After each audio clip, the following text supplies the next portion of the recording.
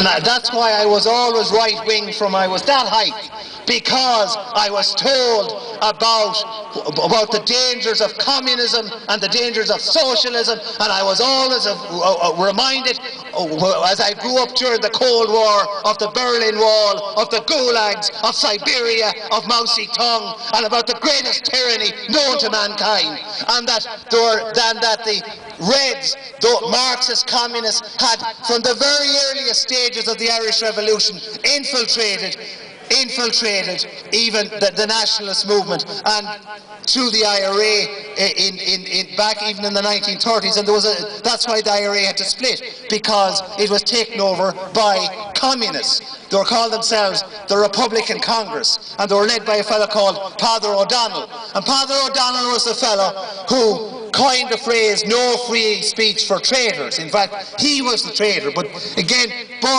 he used that in a threatening and menacing way to threaten and suppress free speech like he was the Lee O'Doherty of his day, encouraging people to attack and shut down meetings of people who are associated with the pro-treaty side in the Civil War.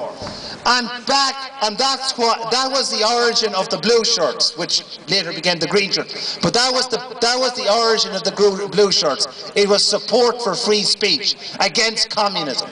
That was what it was about in 1932. That's my understanding of what it was about.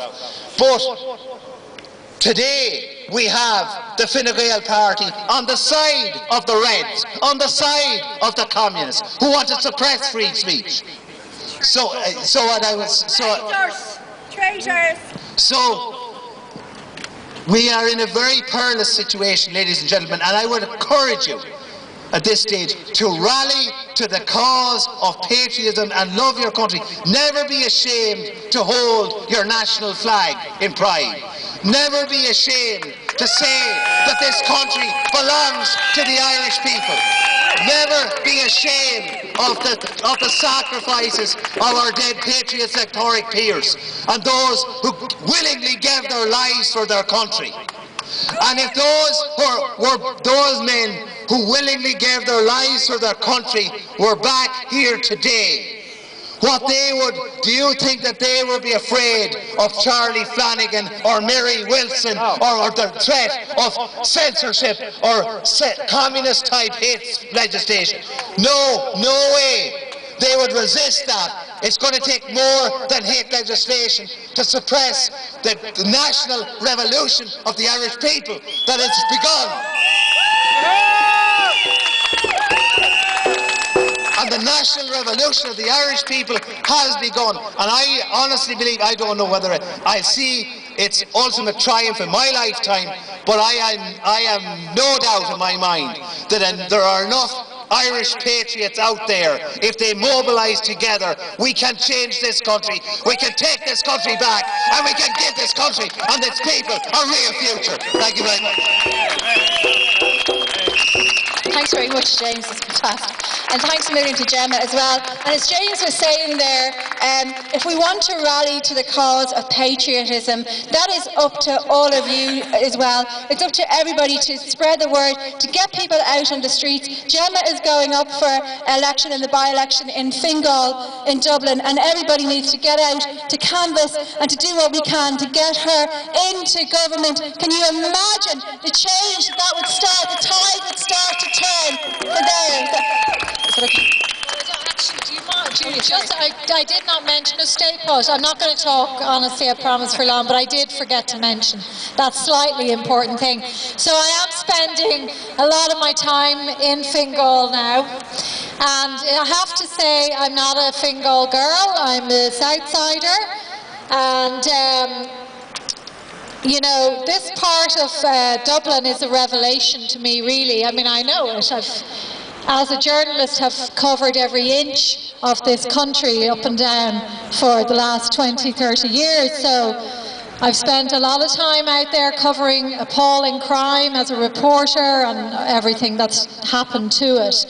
But it's quite a disparate constituency too. It's actually very rural in many ways. And the hardest The place that has been hardest hit by multiculturalism is Balbriggan, and it is ghettoised.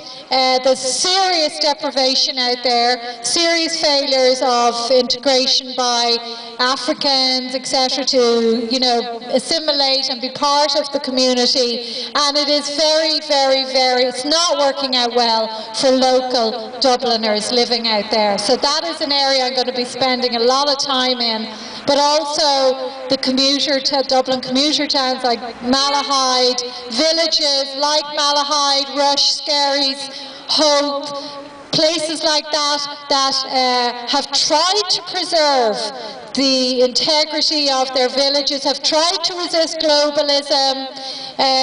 You see it creeping in, you see the Tesco's and the Starbucks taking over the traditional Irish independent retailers. You see young couples being forced out of where they grew up because they cannot imagine being able to afford to buy a house in these places. And you see an awful lot of elderly Irish people who built this state with their children living on the other side of the planet, and they're going to probably be dumped into nursing homes. And these people deserve good representation. All of Dublin and all of this country now deserves national representation. But if I get elected, I will not only be a TD for Dublin Fingal. I will be a TD for all of Ireland. I am not interested in fixing these. These should be fixed as a matter of course, as part of our taxation. This is not the job of an individual TD. I will be speaking first and foremost about the destruction of our country by open borders, mass uncontrolled immigration, and I will be stating it very clearly that we in this country do not have a health or housing crisis. We have an immigration crisis. That is the reality. And in North Dublin, at least 1 in 3 social housing units built by and owned by the Irish people are going to non-nationals. This is treason. This is treason. This is why we have little boys, little Irish boys, sitting out in the freezing cold, eating pasta off cardboard in 2019. We will be putting our people first. We will be putting our people first because that is what is fair and right. And this idea that social housing units are going to immigrants and non-nationals at a time of such need among Irish people, it is immoral and unethical. It is up to those nations that have sent their people here to look after them. And we say to them with the greatest of respect and we say with compassion, we cannot do it anymore. We can't. We've got to put our own people first. And I will continue to say that and shout it from the rooftops. So please support me in whatever way you can. We're getting the banners ready, but if you can get your own banners, vote Gemma. Hashtag vote Gemma. The establishment is going absolutely crazy. They are so out of control. Things that have happened to me. I took a couple of weeks off a few weeks ago. Since I came home, the attacks on me have been relentless, and they're capable of anything. And I mean anything, because these people are not well. So they will do everything to try and stop this. And I would say they're more than capable also of rigging the vote. So when we do go to, I don't believe they finalised the date, but I think it's going to be November 29th. But they haven't given us a final date yet. So that is literally 4 weeks away, yesterday. Time is very precious now.